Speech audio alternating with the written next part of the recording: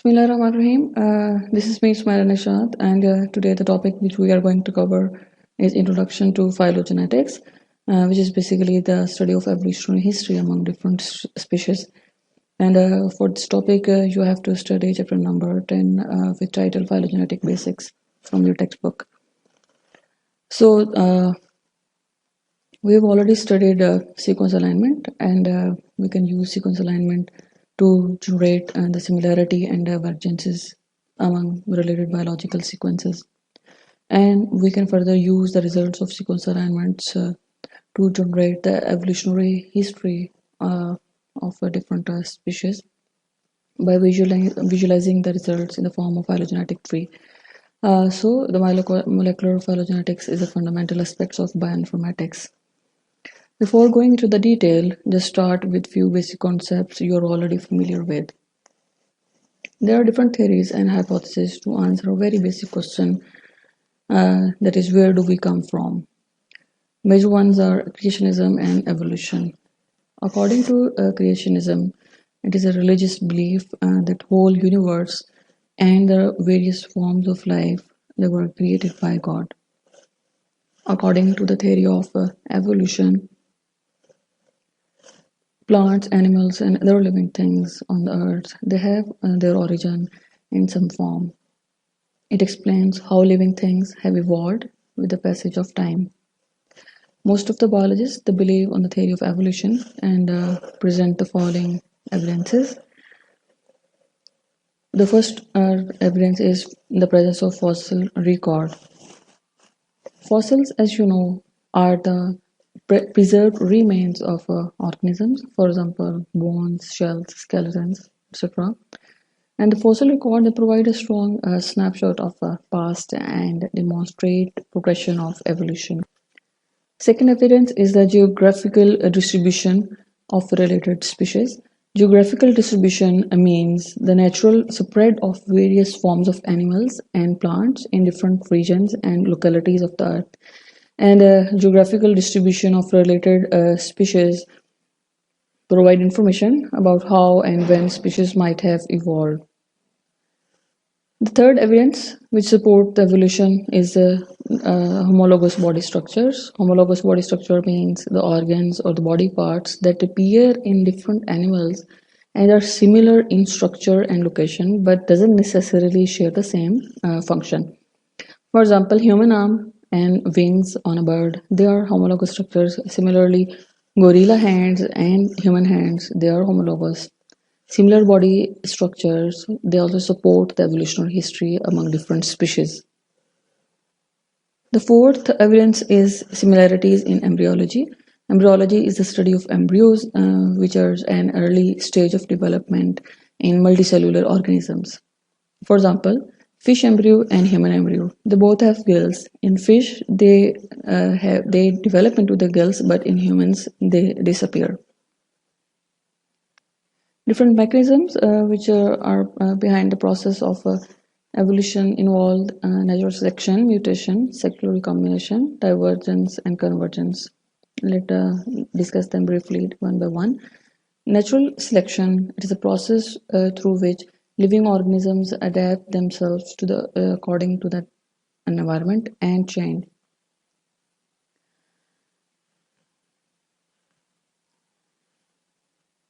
You're also familiar with the common phrase survival of the fittest. Species who want to adapt according to the changing environment, they have to undergo changes in its genotype. The second mechanism is mutation, and that is change in DNA, and change in DNA means change in all aspects of life. So mutations are essential for evolution, and without mutation, evolution couldn't occur. The third mechanism is sexual recombination. Sexual recombination is a process by which DNA is exchanged by homologous chromosome by pairing and crossing over during meiosis. Sexual recombination is believed to speed up the process of evolution. The fourth mechanism, divergence, and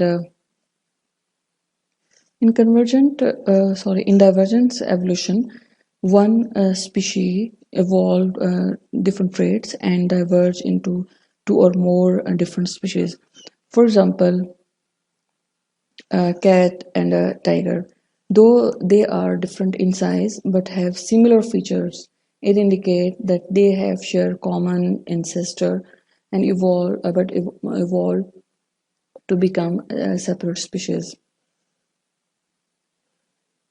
In convergent evolution, two or more species they develop similar traits and evolve to a single species. For example, streamlined shape of the fish, for example, shark or dolphin, and they are similar due to similar aquatic environment. So these are some evidences and mechanism involved behind the process of evolution. So let's start with the term phylogenetics and the terminologies related to it. So taxonomy is the study of a relationship between groups of organisms, and hopefully you still remember with the taxonomic hierarchy, which was kingdom, phylum, class, order, family, genus, and species. The phylogenetics is a branch of taxonomy which deals with the study of evolutionary history of living organisms using tree-like diagrams to represent pedigree of these organisms. This term has been derived from Greek word phylon, which means race, and genetic, which means birth. Another related term is phylogeny. Phylogeny is basically the evolutionary relationship among species, and it is represented in the form of phylogenetic tree. The following example shows the phylogenetic tree among different vertebrates except hagfish, which is not a true vertebrate. This tree shows that with the change in different features, different species have evolved. For example, the presence of jaws, perch and salamander, they both have jaws, but lungs are only present in salamander, and they don't occur in bug. And similarly, chimpanzee and mouse, they are both closely related to each other, while a chimpanzee and hagfish, they are distantly related to each other. So phylogenetic tree can be drawn in different formats, like a slanted format or angle form, which use diagonal lines, or it can be in vertical format or squared form. The orientation of a tree could be either upward or downward. These two trees show the phylogenetic relationship among three species A, B, C, and this tree is in slanted format while this is in vertical format. Similarly, the tree could be either rooted or unrooted. The in rooted tree, the root represent the common ancestor of all the species in the tree. For example, in the diagram, this root node shows the common ancestor of Drosophila, Fugo, mouse, and human. While the unrooted tree, there is no assumption about the ancestor, and unrooted tree, they have no unique root. These two examples show the unrooted trees and showing the evolutionary relationship among different species. In a phylogenetic tree, and the lines in the tree, they are called branches, and at the tip of branches are present species or sequences known as taxa. Remember, the singular form of taxa is taxon. They are also called as OTUs or observed taxonomic units, or we also use the term leaf. While the bifurcating point at the very bottom of the tree is a root node, which represent the common ancestor of all the members of the trees. The internal node or the ancestor for existing species, they connect the branches, and we use the term edge for branch as well. Similarly, the clade is a group of two or more taxa that include both their common ancestor and all of their descendants.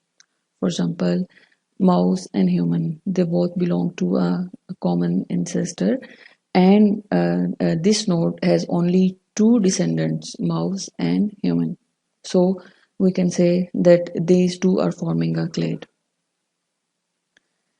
As we know that a node represent a common ancestor of the species that follow it, and they're basically the connecting points where two adjacent branches join. The nodes they fall in three different categories: the terminal nodes, interior nodes, and the root node. The terminal nodes they are present at the tip of branches and represent the taxas, and the interior node, they connect the branches represented in blue circles. And the root node, they indicate the ancestor of all the descendant species. Terminal node represent the existing species or the species that have gone extinct, having no child. The interior or internal nodes, they are also called as hypothetical taxonomic units. They occur at the points where more than one branch meet and represent the ancestral squares. For example, this point shows the hypothetical ancestor of birds and crocodiles. Related to the term node, the one more term is the interior or peripheral branches. The the peripheral branches are basically the branches that end up at tips. They're represented in red color lines in this tree, and all other branches represented in blue. They are called as interior branches. In a phylogenetic tree, the branch or edge, these are the lines within a tree, and they show the path of transmission of genetic information from one generation to the next. And branch length indicates the genetic change or evolutionary distance. Longer the branch means the more genetic change has occurred. Typically, we measure the evolutionary distance or genetic change in units of time. For example, millions of year.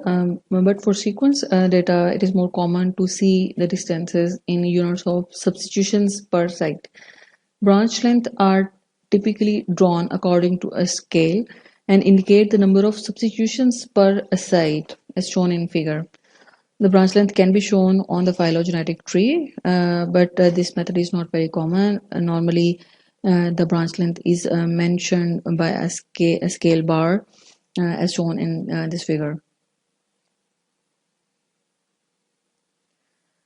In a phylogenetic tree, if two or more taxa they are similar, then we use a term for them as sister groups. For example, in this tree, taxon A and B, they are similar and they have common ancestor, so they are called as sister groups.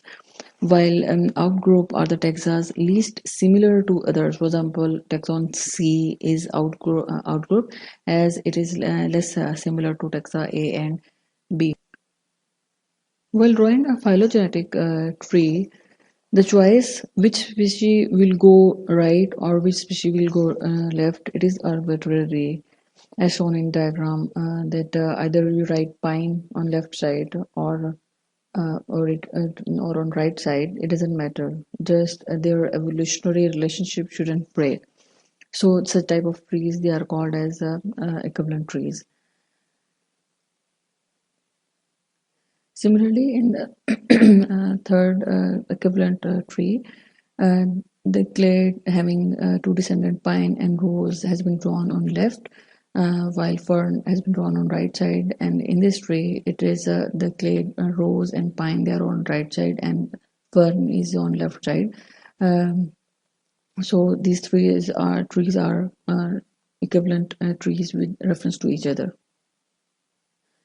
Electronically, when we want to represent phylogenetic trees, then we use different formats.